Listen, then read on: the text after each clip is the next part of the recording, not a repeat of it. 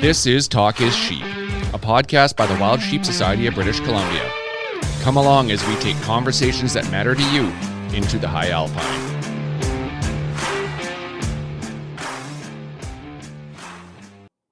Steven. What? What do you even say I don't to know, that? whatever. Yeah, exactly. Yeah. Here we are. So middle of May and spring bears in full swing, and we're still talking sheep, talking hunting. That's all we ever do, right? We're always so busy, but it's rewarding. So if we're not hunting, we get to talk about it, right? Yeah, and that's the cool thing. We get to talk about all these cool people that come on the show, and they're either hunters, they're conservationists, and so we're living it once a week. It's fantastic, and for all our listeners out there, thank you guys and gals for being part of this. I just got a couple emails about people that want to enter our contest for our giveaway contest. We talked about that on episode 72 with Helen. Let us know. Get entered for the membership drive. That's ongoing right now. Talk a little bit about that, our membership drive, Stephen. Oh, what the first prize is? What a sturgeon trip, which has been requested by a lot of our people looking to sign up or upgrade, and they said do something a little different, so we did. And it's a fully guided 8-hour sturgeon trip on the Fraser. We got a frontiersman gear, knife, swag package from Wild Sheep Society. So we got a ton of different reasons to join, other than the obvious that we're the most kick-ass membership group that there is in the province. And I'd like to say North America, but that's just tooting our own horn. So we also got prizes for you. So sign up. It's pretty awesome. Yeah, over $1,500 in prizes, and just sign up, renew, upgrade, and the more you spend on a membership, the more entries you get. Mm-hmm. And cool giveaway. So so this is a cool episode 74 with David Wise. David is an accomplished athlete, 3-time medal winner. He's won 2 Olympic golds, Sochi in 2014, Pyongyang in 2018, and had a great games in Beijing. Ended up picked up silver medal. Yeah. Oh God. 4-time X Games gold medalist. Like just an accomplished athlete. And the cool part is a hunter. That's the key takeaway, right? One that definitely met controversy and didn't shy away with it, and just said, you know what? This is who I am. I'm proud to be a hunter, and lost some sponsors, gained some sponsors, and it was great conversation. This is one I've been trying to put together for damn near 6 months now. And we finally made it work with his schedule. Busy man. And it was great. Yeah, we're pretty fortunate. We're very fortunate and grateful to have him on the show. He just got back from the White House, hanging out with the president. Pretty awesome that he would come and spend time with us. And, I think that's the key takeaway here, Steve, is that David Weiss has met a lot of adversity when it comes to hunting. He is a hunter, and he's a legitimate hunter. He's not like a Instagram hunter. He's the real deal. He's been hunting since he's 8 years old. He lives, breathes, sleeps it. It makes him a better athlete, according to him. Makes him a better person, and it talks about his connection with hunting and wildlife. And so it was pretty cool. I think there's some really cool takeaways for all of us. Whether you're a Kyle and Steve, an everyday person, or you're an Olympic athlete, we are all ambassadors. And he talks about that in this podcast. And this is kind of our one campfire message. It really is consistent with that. And that's the cool thing, is when we have someone like a David Wise, or somebody that's, famous for something else other than hunting, and then they show how hunting has touched their life and how important it is, and they talk that narrative. It's such an important part of sort of normalizing hunting and sort of getting people on board with what we're doing, right? Oh, totally agree. It was right up the one campfire alley, and we didn't even talk about one campfire to him, and I haven't in the past. And it shows that it's a desperately needed message that we're putting out, and ambassadors like him are doing a hell of a job, right? And we get into that quite a bit. And I can't say enough good things about him taking his time to give us an hour of his busy day. Absolutely. And I think that, if there's any takeaway from this podcast and our listeners, please let us know what your thoughts are. But, he says we're all ambassadors. So I hope, Mhm. there's a bit of an inspiration there for our listeners to go out and make sure you're, promoting what you do and, have important talking points and getting people to understand why we hunt and why it's important to us and all the reasons we do it and the right reasons, right? Like, people identify with the trophy hunter and that sort of stuff. And we know that narrative is not working for us these days. So let's talk about the stuff that we love to do. It's not like we're lying about it. Talk about your connection with the outdoors and why you do it for the food and all aspects of that too, right? So I think we're learning a lot as hunters. Mhm. We've made some mistakes in the past. The way we portrayed what we do has not been done in the best light. It's been misconstrued. It's been used against us. But I think we're getting smarter and doing a better job in how we talk about what we do. Oh, absolutely, we are. It's heartening to see as somebody that manages essentially admins damn near 100,000 hunters on Facebook. Very rare do you see the grip and grins we saw 5 years ago. People are taking that time to pose the animal properly and to tell a story with a picture. And that's how we're going to win the hearts and minds of those that don't really understand what we're about, is to show that a picture is a memory and instead of an accomplishment. You know what I mean? I want to remember this in my own way, and this is how I'm going to do it. And instead of going, look what I got. So it's good, and the message is needed. And as we get into, an ambassador like David is desperately needed, and he does such a good job of it. Well said. With that, episode 74, talking to Olympic champion, 3-time medal winner, Mr. David Weiss. Enjoy. Across Canada and throughout the world, if you come across a campfire in the woods, on a mountaintop, or next to a river, you'll find warm company and friendly people gathered around. Regardless of your lifestyle or place you call home, we invite you to learn more about what it means to be a hunter in the modern era. If you love the outdoors, care about where your food comes from, and are concerned for the future of wildlife and the environments that they need to survive, pull up a seat. We have a story to tell. Welcome to our campfire. Mr. David Weiss, welcome to the podcast. Thanks for joining us today. Yeah, thanks for having me, guys. Cool. So I guess for you, it's been a bit of a whirlwind. I know we've been trying to touch base here for about 6 months, and then you had some little excuse about something going to China to do. I don't know. There was something in China that was going on. So Yeah, tell us about what's gone on the last couple of months here with you, and congratulations on another medal. Amazing, incredible. So let's talk about the last 6 months for you. Oh man, it's hard to even it's crazy because when you do something like go to the Olympics, the moments every day seems super long, but when you look back on it, it seems like it was just yesterday. Because I can't believe it's been almost it's been 2.5 months since the games already, and that feels like it was yesterday because I've just been on this basically just riding a tornado ever since then. And this being my third Olympics, I kind of knew that was going to happen, but it still surprises me, even though I feel like I've anticipated it and prepared for everything and gotten everything all dialed. It just gets away from you. So it's been a whirlwind couple months, but I'm excited to sit down and talk about hunting. So that's what whenever I'm stuck in the mire out there, I just got back from the White House. I did some stuff on Capitol Hill. Whenever I'm in places that make me uncomfortable, like big cities, it's hunting that's my mental solace. That I'm like, all right, it's almost time. Pretty soon I'm gonna be going chasing things with my bow again.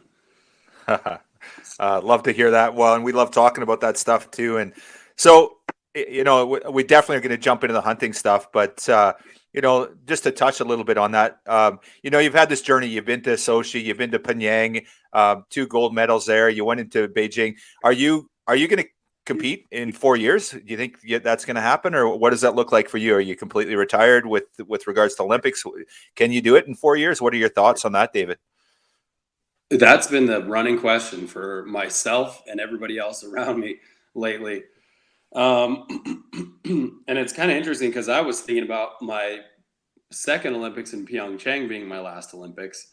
And then we were kind of like, oh no, I think we could go for one more. But now on the back end of my third Olympics, I still don't feel done. If anything, like health wise, I'm better than I've ever been before. Like I feel stronger. I'm maybe a little bit more wise about how I train, how much time I spend on recovery. So I don't feel done yet. Now, I'm not going to say that might not change in the next 4 years, because 4 years is kind of both a long and short amount of time, depending on what you're looking at.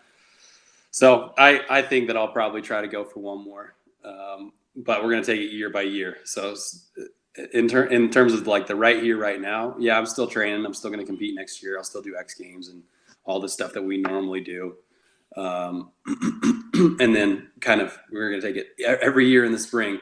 I'm going to sit down with my wife and talk about our family and how things are going, and if we can keep playing this game for another year. That's awesome, man. So this last 2.5 months, like you said, has been this crazy whirlwind. And of course, it's springtime, and I know there's, spring bear seasons around. There's turkey hunting. Have you gotten in the field at all? You probably haven't even picked up your bow in the last 2.5 months, have you? No, I haven't really picked up my bow much, but I live fairly close to some pretty decent hog and turkey hunting. So I guess it was almost a month ago now. We had a little family camping trip where we went down to Northern California, or over to Northern California, and did a little rifle hunting for wild hogs and tried to find some turkeys, but was unsuccessful in finding turkeys. But I was able to harvest a couple wild hogs and grind them up with my son and make some. So the freezer's looking good again. It kind of, this time of year is when I start to stress a little bit, like, oh man, I got to go out and get something because it's starting to look a little thin in there. We try to, as a family, we try to eat exclusively wild game meat if we can. So we don't buy meat from the store. It's both a health decision, and I think it helps me have an excuse to hunt more. Yeah, that's awesome. And that's the one thing I've, kind of, obviously followed you professionally, what you're doing, but, on a hunting aspect, I always loved the narrative, and it's a narrative we all think about, but with you, people listen because of who you are. And talking about the free range organic and living that lifestyle, right? A lot of people, have this perception of what hunting is and the trophy hunter. And I love how people talk about you, like you're a meat hunter. It's funny. And, I didn't read that Wall Street Journal, article, but I heard it from Jim Shockey. Jim was the one who talked to us about it on the podcast. And it's just interesting to hear how, if they talk about hunter, they have to clarify the trophy hunter or a meat hunter, and you're identified as a meat hunter, which is fantastic, right? Mm-hmm. That's what we want everyone to think about us as, because really, as a general rule, that's why we're there in the field. So, right, even a trophy hunter is a meat hunter. That's the mm-hmm. common misconception. Because if I have a choice between a tiny buck and a huge one, I'm going to shoot the huge buck. I just have been labeled as a meat hunter because I most of the time shoot the small buck that I had an opportunity to shoot. Yeah, I feel that one. Yeah. Well, that's awesome. And like, that's such an important part. And that's where someone like yourself has the ability, with the following that you have, to sort of, normalize hunting, if you will, right? When they look at guys dressed in plaid and driving their pickup truck and they got, whatever, that's not the image that is positive for the hunting community based on what's gone on these, in the last few decades. Not that there's anything wrong with those people in that image, but when they look at a David Wise wearing First Light gear and he's strapping on his gear and he's out on the hill, people like, holy crap. And then that, that really normalizes hunting for people, which mm-hmm. is, it's so important, right? Yeah. And one of the things that I have the opportunity to do too is with, I don't know. I mean, I've probably converted 3 or 4 of my peers to at least be recreational hunters, but everybody on my team and most of the teams that we travel with. So competing in half pipe, we generally go to the same places as the snowboard half pipe team. A lot of times the snowboard and ski slopestyle team, or big ski slopestyle and big air team. So every one of those people I've had an opportunity to cook a wild game meal for. And so even if not every single one of them has been converted to hunters, they're at least at this point respectful of hunting, because they're like, wow, this is what it's about. It's about this wild game meal that he's able to put forward for us. And so, yeah, it's that's one of the things. That's part of what kind of, I guess, gave me the motivation to be more public about my hunting. Was like, there's just I see such a misconception about hunting in our society, and I felt like, well, it's such a part of who I am that I feel like I have the place and opportunity to talk about it and bring positive light to it. Yeah, and you've certainly done that. So do you look at yourself as an ambassador for hunting? Like, I know people in the hunting community do look at you like that. Do you feel like you're an ambassador? Do you feel a responsibility there? Yeah, and I think on a personal level, everybody is an ambassador for hunting. Everybody who hunts should kind of, I don't know, I don't want to be critical, but we should make decisions for how we go about hunting as if we're all ambassadors. Because if people were a little bit smarter out there in the woods, sometimes we'd have a lot less of the problems that we have. So, I definitely see that as kind of my platform in the hunting industry is, I don't pretend to know as much about hunting as anybody who hunts way more than I do, but it's still a huge part of who I am. And so every time I go out in the woods, I'm thinking about it. That's why I bring a camera along and film it and share those experiences with other people through my, social media channels and stuff like that. Is because I want to show this side of hunting that we experience, the respect for the animals, the respect for creation, just going out there and enjoying something that we're very fortunate to have. I've spent a lot of time in Europe, and they have good hunting there, but it's very different from what we have here in North America. The North American conservation model is something that we can hang our hats on. And so I just feel fortunate to be from here and be able to enjoy those things. So if anything, one of my big things is, well, everybody should at least try this. You don't have to be a lifelong hunter, but you have to at least try it so you can understand what you're hating on a little bit better. Yeah, absolutely. Now, I got a question out of interest. You talked about, obviously with your schedule, you travel everywhere, right? Like you're on an airplane, you're going, obviously you were just in China for the Olympics in Beijing. So you talk about you try to have a freezer full of wild meat and eating healthy and organic. How do you do that when you're in China? Obviously you're not taking a tenderloin with you or a backstrap with you when you're over there. So and I know that as a professional athlete, like you guys are really regimented on your, what you eat and how you eat. And, like even just, you're going to eat the proper stuff up to the games because you don't want to eat something weird over in China and you end up sick and that you can't compete. So how do you manage something like that? Do you eat, consistently when you're at home, but then when you're away, you have a different diet, or how does that work? Yeah, for the most part, like this Olympic year, we only had one event in Canada, and then all of the other qualifiers were in the US. So fortunately, I can take a Yeti soft-sided cooler on any airplane that I want to take it on, as long as the meat's frozen. So I usually travel with a pretty big supply. I usually bring more wild game meat than I need for any particular trip, because then people I meet along the way, I can be like, here, try this venison backstrap, or here's some wild pork broths that me and my son made. Try them out, and a little bit of venison diplomacy, if you will.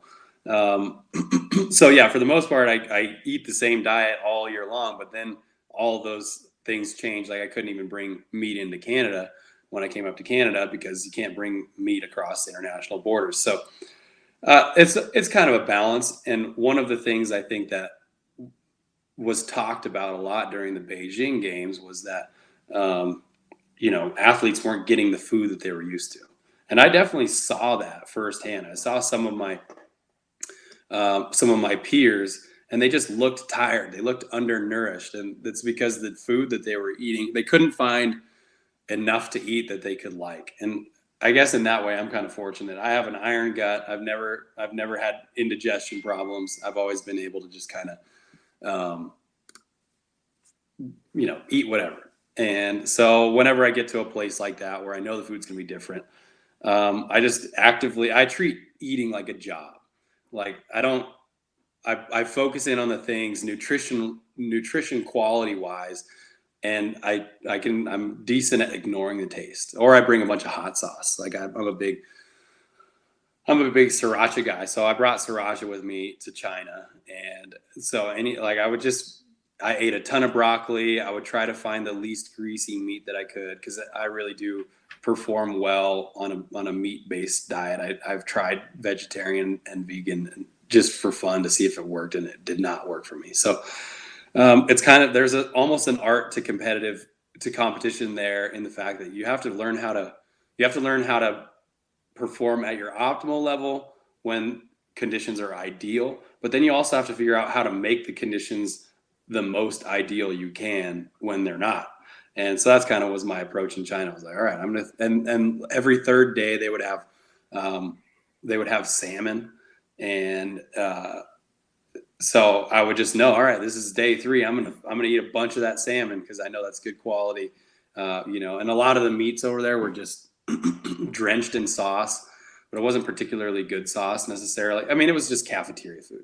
I think everybody hated on the food maybe more so than they should have, because it really wasn't too bad, but you did have to be a little creative in figuring out what was going to make your athlete machine run smoothly.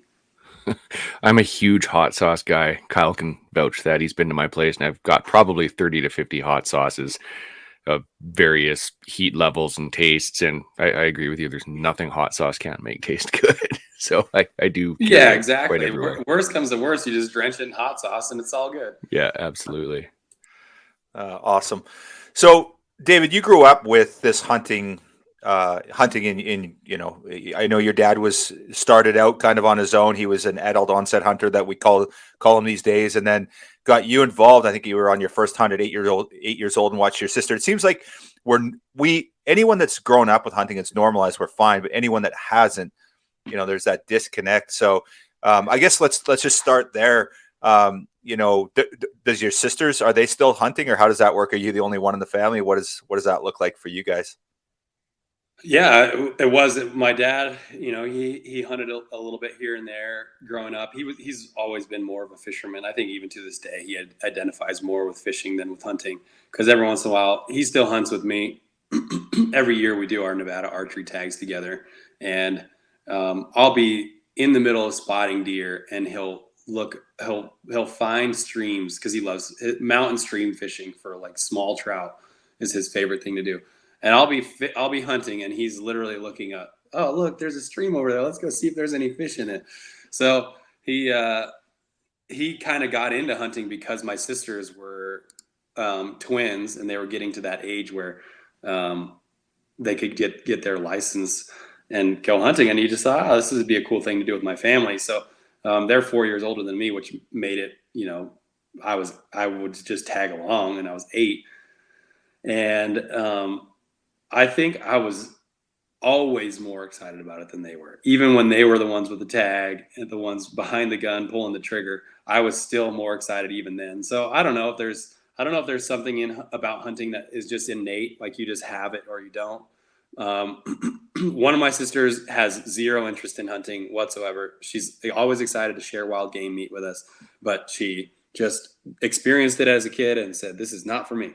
My other sister is, she's totally willing. She's a willing participant. And she just finished her residency in medical as a surgeon. So mostly I think her deterrent from hunting very much has been her schedule, not being able to hunt very much. But I live in Reno, Nevada. She was living down in Las Vegas, and we would always put in for tags because we still lived in the same state. She just never drew a tag, unfortunately, while she was living there. And now she's over in Orlando. So, but I hunted with her husband, and now I have 2 brother-in-laws. My other sister just got married this last summer. So we actually have a man group for Nevada archery, where all the in-laws are getting together, and my dad, and we're going to go out and see if we can do some archery mule deer hunting. So it's definitely stuck with me probably more so. Like, I'm the biggest hunter in my family, including my dad. And now he's the one who introduced me to it, but I've kind of taken on this mentorship role because he still has yet to kill his first deer with a bow. So he's still seeking that, but he's still willing to go out there and try it. So yeah, we have fun. We have fun doing it whenever we can together. That's very cool. So, we talk about this, this legacy or being mentored, and I know you're a big mentor for a number of people. How about the kids? I know your kids are out on hunts with you, and your daughter being the eldest. Is she getting her license anytime soon, or what does that look? Is she interested in it? Yeah, so I made a mistake with my daughter, and I'm sure some people listening to this can relate. Um, I wanted to introduce her to guns in a positive, way where she wasn't going to be scared of them. So I was like, oh, the perfect thing to shoot for you is the air rifle. And so we got the air rifle out and we were shooting. And at one point, I just didn't pay close enough attention, and she put her eye too close to the scope. Because as a little kid, the gun's kind of awkward. It's big. It's hard to get your eye in there where you can see. And she put her eye right up next to it. And even though it's an air rifle, it's a pellet gun, one of those breakover pellet guns that shoot like over 1,000 feet a second. They're still pretty powerful, and there is a little bit of kick. And so she scope ringed herself even with the air rifle. And ever since then, she's like, don't like guns, Dad. I don't like them. So I've gotten her to shoot a couple times since then, but every time she's like, no, Dad, I don't want to do it. I don't want to shoot the gun. She's all about archery equipment, but I'm like, oh, spot and stock bow hunting is like one of the hardest things you can do. So I'm gonna just try to ease her into it. Whereas my son, who's 3 years younger, she's 10, he's 7.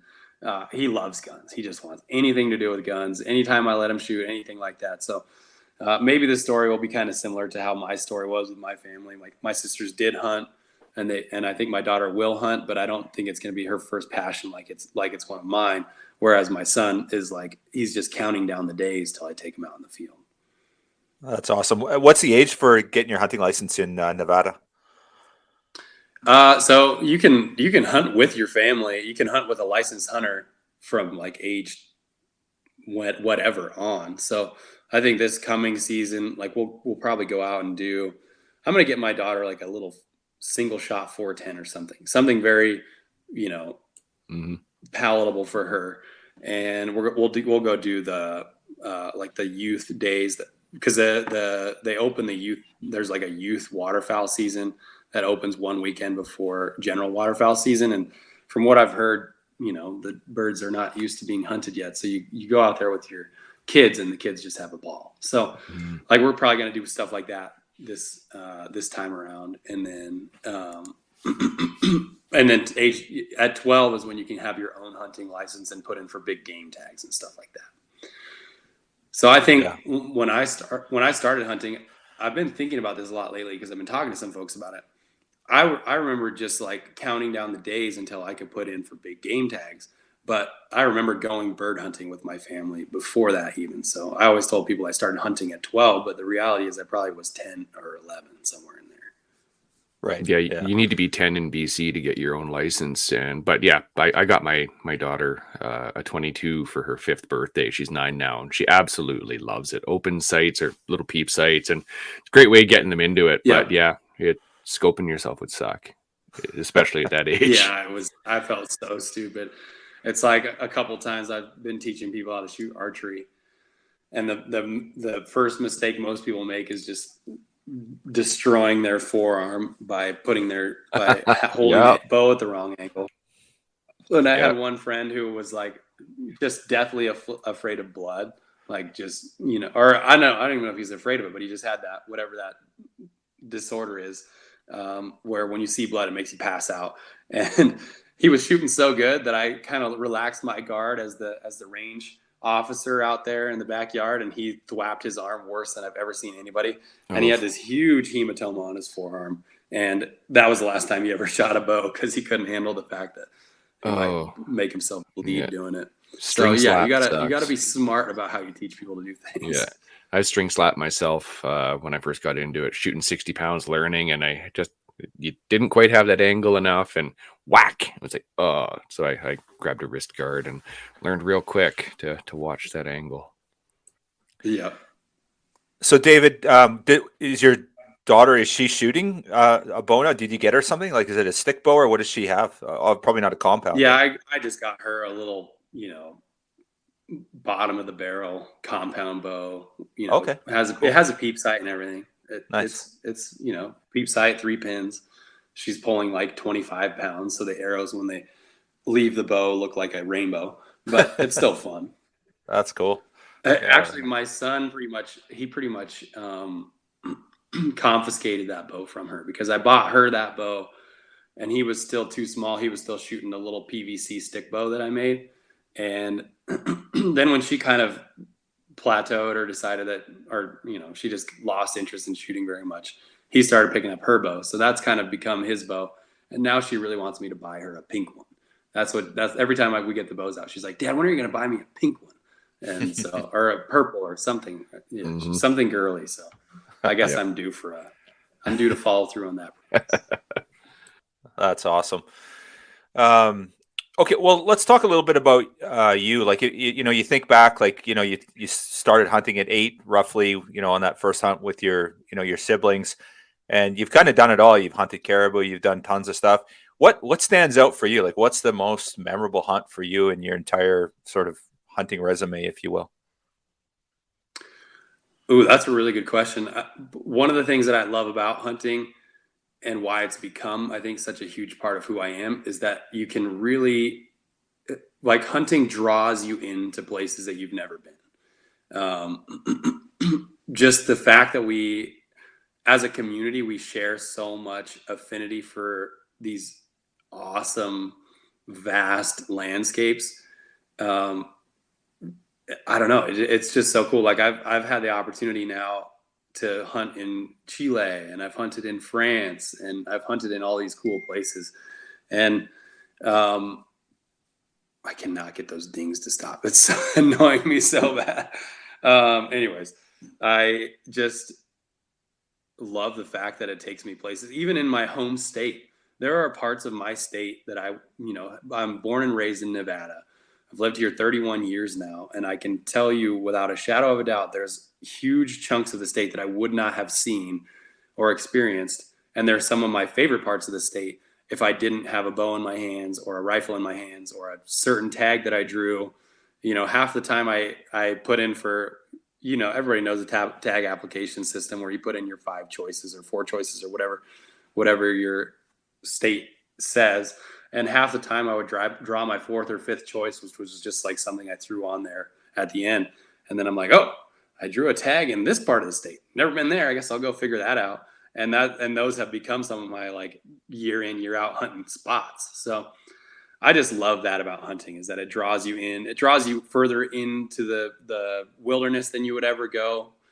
I mean, I do enjoy backpacking, but I would not enjoy it nearly as much as I will never enjoy it nearly as much as I do when I'm backpacking with my bow, with the opportunity to potentially chase animals. And half the time you get to, like, what you think your furthest point is back in the wilderness, and that's when you see an elk that's 3 miles further in. You're like, all right, I guess I'm going 3 miles further than I anticipated. So I just love that aspect. But in terms of, like, my my favorite moments in hunting, a lot of them have been, like, solo hunts where I just, with my skiing training schedule, I'm constantly trying to, like, sneak in these 3 or 4 day hunts. And I usually hunt during the midweek when nobody else can, because they're working. So I'll go out by myself. And I've been lucky enough to get a bull elk by myself that I called in. I shot one of my biggest public land mule deer ever by myself. And there's, like, this weird level of satisfaction with that. It's not like, it really is enjoyable to share those experiences with people, but I feel like there's something in us that just, I don't know, I guess maybe I just feel like a better hunter when I'm by myself too. I'm more innate. I just make decisions quicker. There's nobody to debate the decision with. I just go in there and I do it. I've been most successful by myself. So I would say probably my first elk by myself with my bow. That was probably my favorite moment so far.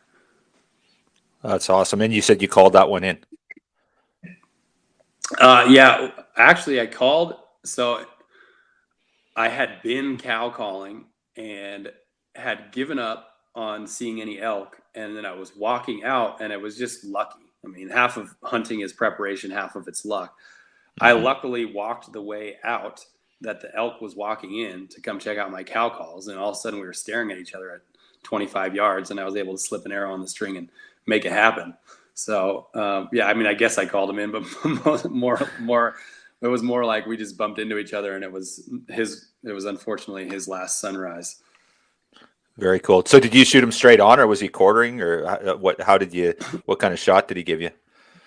Yeah, that was before. I've shot a couple of elk straight on since then, but I was so young in my hunting experience, I didn't even know that was a possibility. So I just drew back, man. I held my bow back for it felt like 5 minutes, but it was probably like a minute and a half waiting for him to turn. He finally turned, and I shot him broadside. Oh, even with the let off, it's still not a fun thing to hold back there. Luckily it was only 25 yards. So even though I was shaking like a leaf, I knew I could make that shot. That's awesome. Very cool. So is there, obviously you're an archery guy, but you grew up shooting, I guess, a rifle and stuff, and obviously shotgun because you like the bird stuff. Is your favorite elk? Is it mule deer? Is there one that you aspire to do, or is there a hunt that you want to do? Yeah. So my favorite is probably always going to be elk archery, because I just love the language aspect of it. I'm probably not a very good caller, but I'm good enough to trick them once in a while, and that's good enough for me. So I really enjoy that aspect of just the conversation that you have out there. And elk is one of my favorite things. It's definitely my favorite meat to eat. And the fact that you have such a high yield, if you get an elk, you can feed your family for 6 months, even with an athlete's diet. I eat, 5,000 calories a day sometimes when I'm training. And even with that high calorie intake, I can still feed myself and my family for a long time when I get an elk. So there's something so satisfying about being able to take one animal and really feed your family for a long period of time. But in terms of aspirational hunts, I mean, I've got like 17 points for sheep tags here in Nevada. So one of these years I'm going to draw a Nevada wild sheep tag. I would love to hunt doll sheep at some point, or stone sheep. I just love, like I was talking about earlier, I love those hunts that force you to go further in than you normally would, or go further up or higher or in more rugged terrain. So I definitely have some aspirational hunts like that too. I've tried a couple times now to get a moose with my bow, and have been unsuccessful so far. I hunted moose in Alaska for like 6 days by myself, and didn't bring one home. So that's still on my list. Right on. And your caribou, that was an Alaska hunt as well, wasn't it? Yep. Yeah, right on.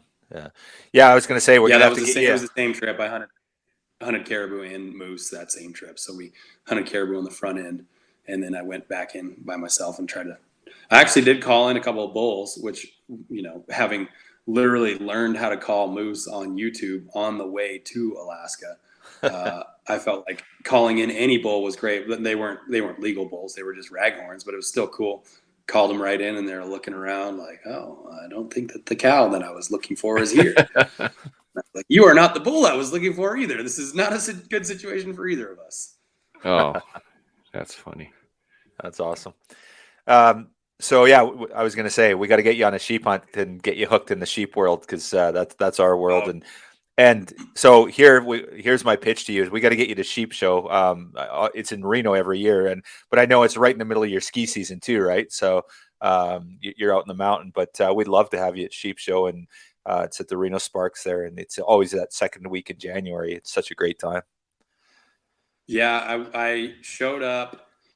I had like one evening 2 years ago when I was actually in town, because it's ironic that Sheep Show's in Reno, and people are always like, "Oh yeah, you must come to Sheep Show." Yeah. I'm like, well, I've never actually been, because I am always out of town when that's going on.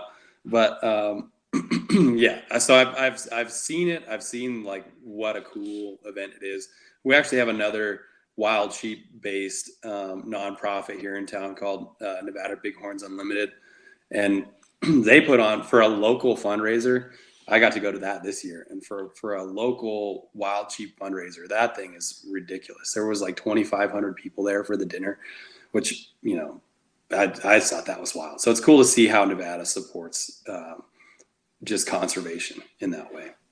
Yeah, it is. I was there too, actually. That's funny that you were there. I didn't realize that. I would have looked you up, but I I was was at there the too. MBU banquet. No, you Oh weren't. no, it's the Sheep Show in 2020. I thought that's what you were talking about.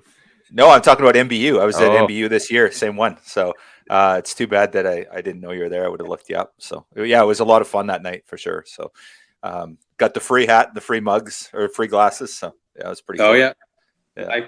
my kids wrangled up a couple extra free things. They didn't win a gun. Most of the in years past, a strong majority of the kids who went to that one would go home with a gun. But I think the word got out about that because there was like 3 times as many kids this year as there normally is. So my kids both still got a $100 gift certificate to Shields, which to them was like gold. So that was cool. It was a great experience. Yeah, that was awesome. Yeah, that is off the hook, the banquet. And the thing is, it was a really cool banquet. They do a great job. They're great at fundraising, and it was so much fun. But Sheep Week is a completely different experience. It's just I can't even explain it. And not saying that MBU is not amazing, but it's like MBU for like 4 days. So it's it's Yeah, pretty cool in that's that regard. So yeah, we got to get you out next year. I'll definitely be hitting you up, and hopefully you're in town or you get a day or an hour or two. You can come down and hang out. So. Yeah. yeah, sounds good. Cool. So let's talk about, one thing I'm curious about before we jump into this next part is, does hunting help you be a better professional athlete or vice versa? Like, have any of the things you learned hunting helped you on the hill or vice versa? Have the stuff you done on the hill helped you in the field? Yeah, and it's a kind of running joke that I have with my family and friends that every activity that I'm doing at the current moment is training for the Olympics. So sometimes I'll be like doing yard work with my friends who are moving boxes around or whatever, and I like look over and I'm like, hey, we're training for the Olympics right now. How's that feel? um, but so that's kind of a mentality that I've embraced, is that every single thing that I can do has potential to make me a better athlete, better competitor, more mentally tough. Just yeah. But in terms of hunting, I would say that is one of the things that has helped me the most, especially spot and stalk, bow hunting. Um, there's an aspect of hunting that uh, forces you to learn to overcome failure and keep going, especially with a bow, especially spot and stock. You have so few opportunities, and if you don't do everything exactly right, the opportunity blows up in your face and you get to watch the deer run away. And I can't tell you how many of those stories. I'm sure we all have, a library of stories of those opportunities that we messed up. But then you still got to pick yourself up and keep going, because the hunt's not over yet. And that's been hugely beneficial in my just my mental toughness as a skier, because I would say like less than 10% of the time in my competitive career on skis have conditions been completely ideal, and I've been in a mental and physical state where I just felt unstoppable. And those moments are great when you're like, I cannot lose today. Today is my day. I feel great. The conditions are perfect. There's just nothing that can stop me today. But most of the time, you're dealing with some kind of nagging injury, or like in Beijing, we were dealing with some of the worst wind we've ever competed in. Whatever it is that you're dealing with, you still have, the hunt's not over yet. You're still out there. The competition's going to go on, whether the conditions are ideal or not. And so that's one way in which hunting has helped me just be a better athlete. And there's another thing that I have learned or realized over the last 8 years that I've been bow hunting, is that I need that solace, because I'm naturally an introvert. I'm generally a quiet person. Don't speak unless somebody asks me a question or I feel like there's something that I absolutely have to say. Most of the time, I'd rather sit and listen than talk. And so, in my professional realm, I'm constantly talking. I'm constantly, being interviewed or doing this sit down or that talk or whatever. And it just, I don't know, it kind of distracts me from who I really am, or I kind of tend to forget who I am and what I really feel like I'm here to do. So going out in the woods and having that solace, just being in those quiet places for long periods of time, kind of gives me a chance to have an interaction with the creator and just be like, wow, thank you for making this. This is so cool. I feel so fortunate to be able to experience that. And then when I have that as a foundation going into a long season skiing, I'm a lot more ready for it. Yeah, fantastic. That's very cool. So, one thing I want to touch on today, you've made some personal choices in your personal life, when it comes to hunting, that, it's a bit controversial, I guess we'll say. And it's cost you sponsors, ultimately cost you money. You made decisions that have gone above and beyond. And, I know a lot of hunters, they keep it quiet. They don't want to tell the story. They're like very quiet about it. I think you're right. We're all ambassadors. We have a responsibility to try and normalize hunting, get people to support it. And if we don't kind of nurture that, we run the risk of losing it. But you've gone above and beyond, professionally, throughout your career, you've stood by it. And not only are you speaking the language, you're kind of rubbing people's face in it with First Light, right? You're wearing the uniform on the hill of a hunter, right? So you've really gone above and beyond. Can you talk about how important that is to you and kind of the struggles you've had and kind of your end goals? Because that is a huge decision and something that I have a lot of respect for you for doing, David. Yeah, I mean, I talked to my whole team of people who helped me do what I do. And there was a conversation that I had right before the Olympics in 2018 where we were talking about this exact thing, because I kind of told them all, my agent, my PR person, my wife, everybody. I was like, after this Olympics, I'm going to be a lot more public. I've already been public. I had already done a couple hunting TV shows at that point, but I was like, no, after this Olympics, the gloves are coming off. I really want to take more of an ownership of this aspect of who I am. And there was plenty of conversations about that. And some of the people were like, oh, why don't you just hunt and not talk about it? Like it's not hard. If you knew how many professional baseball players and professional golfers and professional athletes are hunters that are kind of closet hunters, it would boggle your mind. And so they kind of, there was almost this suggestion like, well, why don't you just hunt and not talk about it? And in this world of social media and all these various forms of media that we have now, I just realized like I couldn't be inauthentic and still be happy or content. I was like, I can't hide a portion of my life that's such a big part of who I am and still feel like I'm being honest with my followers or my people who care about what I have to say. So I still, I'm still respectful of the non-hunters. I don't share a lot of my hunts on my Mr. David Wise Instagram profile. We created like kind of a sub channel called Wise OTG or Wise Off the Grid. So I kind of felt like that was my way of saying, hey, I'm going to put this stuff out there, but if you don't want to see it and you still want to follow my skiing, you can do so. I just try to find the balance there. But for me, it was about authenticity. I just realized that hunting was such a huge part of who I am. And I wanted, like you said, I wanted to normalize hunting. I wanted to be a face in the world that's like, this guy is not just a hunter. He is a professional skier who hunts. And so I just kind of embraced that as an opportunity to go out there and do more of what I loved, but also share it with other people and get more people into it. Because like you said, if we don't at least normalize it or, just make it so that it's more acceptable to the people at large, the reality is that the hunters are such a small part of the population, especially when you look at things like the legislative population. So few legislators are hunters. So if we're not good about using our voice when we can to promote hunting, but also kind of make it acceptable to other people, then it's not too far in the future when laws are going to get changed and opportunities to hunt are going to get smaller and smaller.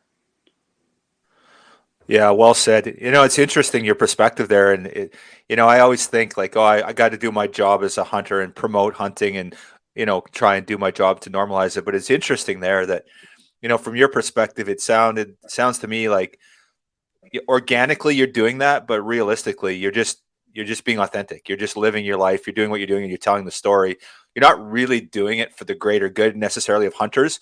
You're doing it because that's who you are and you're sharing that story. And it's an interesting perspective because I guess maybe the difference is that people don't really care what I do because I'm not a professional athlete. So they don't really care about, so I don't really have a platform for it. So it's interesting, your perspective. And, I guess we're all benefiting from your platform and the fact that you are being authentic, right? Yeah. And in terms of the negative consequences of doing that, that was something that was highlighted. And there certainly were some high paying sponsors that did drop me because I was public about the fact that I was a hunter and I believed in eating, in self-sustainability and eating wild game meat and doing life in this particular sustainable way. But I also gained, I feel like in the net profit realm, it was pretty much even because I was more public about my hunting, I was able to sign a deal with First Light and with Vortex, and just if anything, my soul. I may be probably, if I was being honest with myself, I'm poorer than I would have been if I never came out as publicly as I have about being a hunter. But in terms of contentment and just opportunities for joy, it was a major win for me because I can be more authentic. I can do what I like to do and not have to worry about offending people. If they're offended, then so be it. Right on. Just curious, obviously you picked up some hunting, circle sponsors, but is there any that you feel that because of your stance that like a mainstream brand, have you, picked up any through that because of your stance? Do you feel that maybe some crossover brands or stuff like that, is there any of that going on or not really? It's been more just the hunting community that you maybe have picked up some brand sponsorship from. That's a good question. I think that people, like, there's certain brands that are just outdoor lifestyle brands that have kind of seen me as like, oh, you would be a great partnership for us because you are active not only in skiing and not only in mountain biking and not only in hunting, but in all of those things kind of seasonally. So that's one aspect in which this decision to be more public about my hunting has helped me professionally because, I can do partnerships with a broader range of companies because most of my peers, everybody probably has an energy drink deal, but other than that, it's pretty much comes down to inside the industry sponsors, and it's trying to take off a small slice of a pretty small pie already. And so I've been able to expand beyond that outside of the skiing world because of the other things that I do.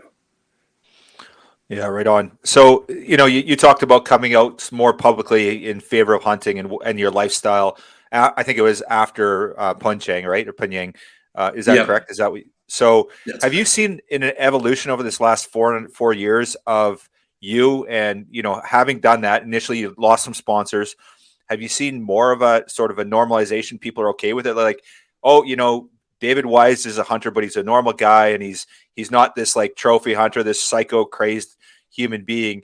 He's actually a normal human being. Have you seen an evolution in those 4 years, or has it been the same? Just kind of really no change? No, I think if anything, I was pleasantly surprised by how little negative feedback I got. I lost some sponsors. I kind of knew those sponsors were on their way out anyways. So it didn't feel like a great loss to me because it always felt like a partnership that didn't quite fit. But I think a huge part of what I've seen, especially in the last couple years, is, when COVID hit and people realized that things that they had been able to depend on for so long and had just taken for granted were no longer available. Going to buy meat from the store at certain points was impossible. Access to eggs, like we have chickens here at the house, and just things like that became so much more difficult that I think people started realizing, wow, there is something to this, providing your own meat lifestyle that Dave's been talking about. So if anything, over the last couple of years, it's the conversation has started to shift, and I can't take credit for that, but I certainly want to be a positive force in that conversation. Yeah, right on. Just curious, like with your professional athlete buddies, does anyone give you a hard time? Just curious if you get any of that stuff going on. Oh yeah, I definitely have some vegan peers, and but they don't really give me a hard time. It kind of is a conversation that comes up, and they say, "Well, I'm a vegan because I believe in respecting animals to their as much as possible," and I say, "Well, I'm a hunter because I believe in respecting animals as much as possible." And the reality is, we wouldn't have deer and elk in North America at all or bears or any of the species. A lot of the species were nearly extirpated, and the model for conservation as hunters is what brought them back. So I always say that I'm not a hunter because I want to kill them all. I'm a hunter because I want to feed my family and have this experience in the wild. And in doing so, I believe in respecting the animals as much as possible. If anything, I have more respect for some of those animals that I hunt than you even could, because I have more familiarity with them. So it's never for me, and maybe I just haven't run across somebody who's crazy enough or outspoken enough to really hate them. I mean, I get plenty of hate on social media, but I've learned to just not care about what anybody says from behind a computer screen or a cell phone screen. But in terms of personal interactions I've had, they've all been pretty cordial conversations where it's like, this is why I believe in what I do. And when I explain it the way that I do, for the most part, even the vegans are like, okay, well, I still wish you didn't do that, but I can respect that you have made that choice for yourself. Interesting. I've got a couple of vegan friends that, quite often we'll talk about this stuff and, why I do what I do. And two in particular have said to me several times that, they have more respect for me and my meat consumption than somebody that goes to the supermarket and does it. That, as we know, the supermarket, lots of times it's, mass production, and it's, some industry practices that, vegans don't agree with, right? So the whole concept of sustainability, free range, organic, the fact that you're connecting with your animal, that you're out there harvesting it, you're showing a level of respect, you're processing the food, you're cooking it. There's all these connections that you make with vegans. And I've actually had some pretty impactful conversations with vegans, and I thought it was pretty interesting that, there are a lot of commonalities between the one disconnect is they don't want to see an animal die. So that's where, you kind of lose the vegan, right? So. Right. Yeah. And that's a tough conversation to have, because the animal's going to die anyways, just like we all are too. So, that's kind of, I've had very similar conversations, and I think it's interesting because, processing and butchering my own animals that I take, always seemed kind of natural to me. I didn't think that anybody didn't do that. But when I tell people, especially the vegans, but everybody who has this conversation with me, I say, no, I harvest the meat and then I process the meat. I pretty much from literally every step from the field to the table. I take a hands-on role in that because I want to know that the animal was respected as much as possible. When you start speaking about it that way, and I'm not trying to criticize people who don't have enough time to butcher their meat themselves. It's actually a really daunting task. Like when I kill a bull elk, it's like a 12 to 16 hour process to process the whole animal. You got to field butcher it, and then when you get it home, I often try to age it. You age it a little bit, and then you do the mass butchering where you're separating steaks and roasts, and then you're making this gigantic grind pile, and then you got to grind it all up, and then you got to figure out what you're going to add to it. It's a very daunting process, but it's a super satisfying part of the process to me too. So when people find out that I go to that extra level of respect for the animal, it almost kind of removes the ammunition from their gun when they're trying to shoot at me for something, because they're like, well, I mean, I do see that even though I wish that animal never had to die, if it was taken by you, if you were the one who killed it it really did see the most respect it possibly could have. And so that's kind of the lens that I try to live my hunts through too. It's like, okay, am I taking a shot that I should take, or am I being greedy? And there's certainly an aspect of greed that sneaks in for me when I'm hunting. Like, oh, it's a big old buck. All right, it's 112 yards. I've made that shot plenty of times with my bow in the backyard. It's easy to just put an arrow on the string and try to think about letting it fly. But I try to be better and better about remembering, like, okay, if I was that deer at 112 yards, would I want the hunter to take that shot? Probably not. So, maybe I can get a little closer, or if I can't, it's not meant to be. Yeah, right on. Now, do you have a favorite protein? Just out of curiosity, is there something like, I know you said you love the elk because it fills the freezer, but is that your favorite protein as well? Man, I used to think that elk was going to win forever. But I don't know. I get to the point now where I just like variety. So it's not like I have a personal favorite I no longer have a personal favorite meat forever. My favorite meat is the thing that I'm cooking tonight. It's like I drew a U tag and got to harvest a desert sheep. And I was like, wow, this is some of the best meat I've ever had. And I had heard bad things about it too. People were like, oh, you're going to eat that desert sheep? It's going to taste like sagebrush. Or I don't know what they said it was going to taste like. It didn't taste like what they told me it was going to. I got to go to Hawaii and shoot an axis deer and a mouflon, and both of those were just my favorite meat of the week. So there are certainly some animals that I'm like, okay, this is not my favorite meat, but it's still pretty good. But I've kind of like strayed away from that. Only elk all the time, because elk still is, I think, consistently my favorite because it's just so mild and there's so many things you can do with it. But man, there's a lot of deer. There's a lot of herbivores out there that are delicious to eat. Yeah, like right now I've got black bear, stone sheep, moose, and some deer left in my freezer, and I feel that it's whatever I'm cooking at that time is what's my favorite. Like my daughter loves black bear, and then she'll be like, okay, well, next time make the lasagna with moose or whatever, right? It's whatever's cooking at the time. So yeah, the variety's huge. If you have any competitions up in Canada, let us know. Steve's going to send you some protein. We'll get that across the border for you. We'll just ship it to where you're going. Perfect. Oh, hell yeah. Yeah, absolutely. Yeah, right on. So, what's the plan for the rest of the year? So we talked about, your professionally, what you're going to do. We know a little bit about that. What's your hunt for I guess it'll depend on some tags, or what do you got on the agenda there? Yeah, today, today, as of recording, is our last day to apply for tags in Nevada. So, North America, like U.S. Western hunting, is all about what tags you drew. So I put in for Montana and New Mexico and Arizona, and didn't draw anything in any of those states. There's some over-the-counter hunts that I do every year in Utah. So those are certainly on the docket for deer and elk over there. And then I put in my tags yesterday for Nevada, so we'll see what I draw.